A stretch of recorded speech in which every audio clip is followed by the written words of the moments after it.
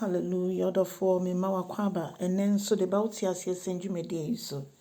Me get this out ye, ewe radimo. Moya, your mom paye. A radia that was sibe brewe no for. So am I acquainted to say rade ye veteran when you might the chenia de saye. Yet that was so bambono and shasopa, and what them for 4 they are doing ye young crown they are chaying. Intimate for us, they need a biarada. Yet that was your main cross for our quine. Na church ye wasem mo na wie ye no ye do kese ama wo Yesu Kristo din oni abompaye. Hallelujah. Odofo ye be fa akinkan sam afi anwum eduasa enson ba ko ekosi anwotwe ose enwene Atrimɔdenfoɔ omomo ye ene ye bone no enwene omo ho ema wani kra mmre omo efise omo te se nwura a enche na ahye ete se ensutobre nhwire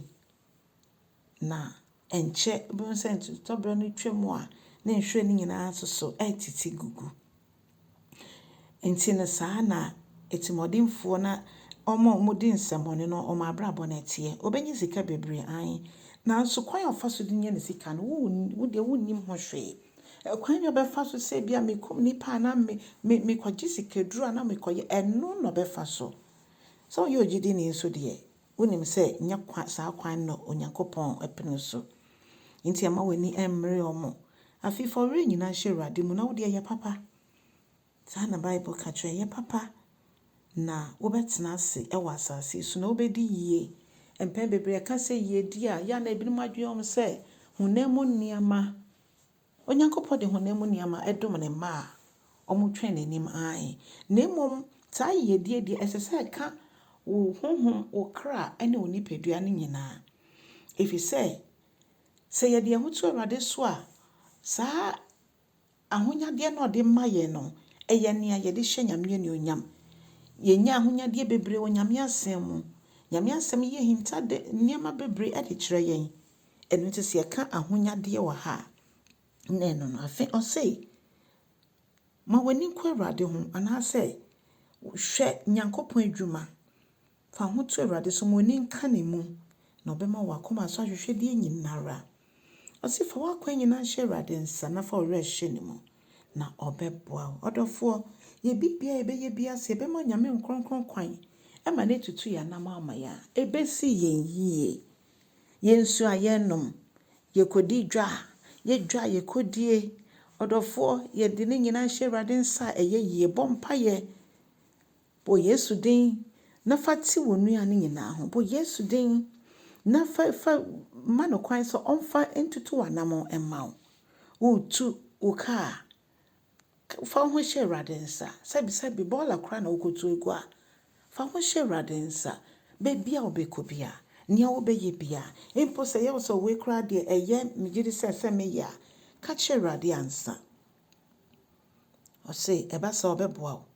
na afei esanse wonkodi ensamoni bia na wonwuno bi ho adwemboni nti Onyankopɔn kasa bema wahwere na wedi wasem ama. Hallelujah. Afei osi ye kom na hunu se Awurade eye nyame twen Awurade anim ye kom twen no wabɔ mpaye no twen no emoaye no enam kwan so wo twen no nko ade a wonsa ebeka okoso ka se enwene adebonyefo ho emma wani emmre omo ni senti no odofo se betimi nya nyame nsem nhura nsem ya oka nyina o se emma wo bomfu ye ka se ba wo bomfu a se ye nipa ye bu betimi efisi the Bible ka no na momo se emma owia nto wo bufu so ndi se bufu ya oka ye bufu a wo di ahye wo mu a enu nti wo nua kra wo pese one ne kasa wo di ahye wo mu a wo pese obi ampo beka wasem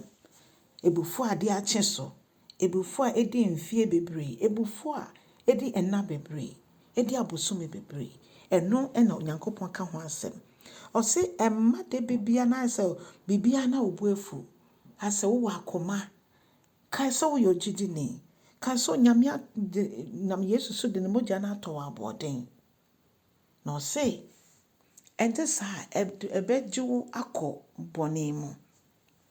afina esi yempai bokwan afi na nyame eni onyema esese deedi na ntimi nneedi odofo momma yemfa yakwanhye Awurade nsa na yebufu a yemma ewia nkoto yebufu so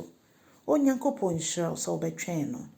cha asɛm yi na twa kra me Awurade enne wo Yesu din mu amen.